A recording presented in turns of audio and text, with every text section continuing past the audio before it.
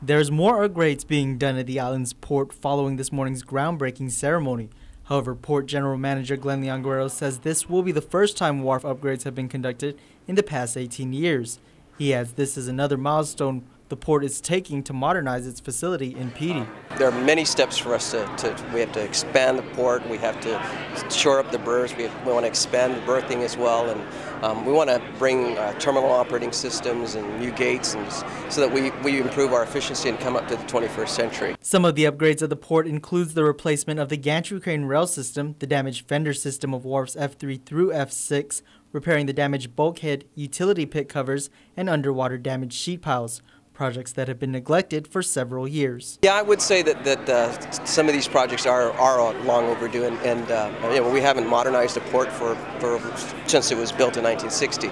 So certainly it's overdue. I'm looking forward to not only building this port, but hopefully, if possible, to set up the structure. The main project is for the gantry crane rail system, which is a steel rail similar to a railroad track that runs alongside the edge of the docks and allows the gantry cranes to move up and down the docks. The existing rail systems were installed in the early 1970s, and lack of maintenance has impeded efficient operations here at the Port Authority of Guam. Now, more than 30 years later, the plan is to completely replace the rail system because its current condition makes it difficult for gantry cranes to travel freely. The company in charge of making sure that happens is Black Construction, who was awarded the bid to work on the $3.9 million project, a contractor that's been making upgrades to the port for decades. Some of the facilities that you see behind us was actually built by people with Black many years ago.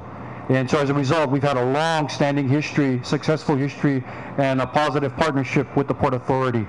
And we look forward to continuing that partnership through this project and many more projects to come. The funding for the project is a combination of operating revenues and insurance settlement funds. While the upgrades will take place over the next 8 months, Leon Guerrero says a major challenge will be to ensure day-to-day operations do not suffer. Every time we do any kind of construction or when we disrupt operations, we will have these disruptions. But the first and foremost task that we're supposed to perform would be to make sure that all the cargo comes through. Port officials anticipate a completion of the upgrades by October 28th.